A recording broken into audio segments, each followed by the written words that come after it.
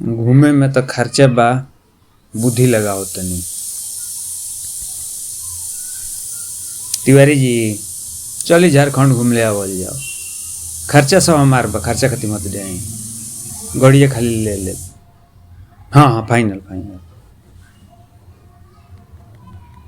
चौबे जी चली झारखंड घूम ले आवल जाओ।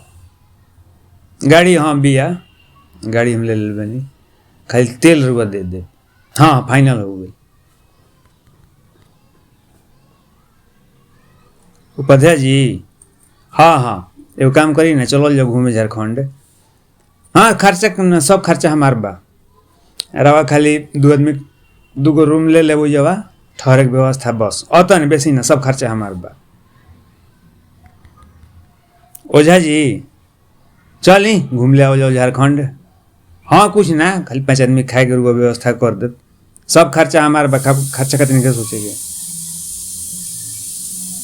तू लोग का देख रहो, तुम लोग चल बा खर्चा दे दी, बाकी सब खर्चा समझते बड़ो।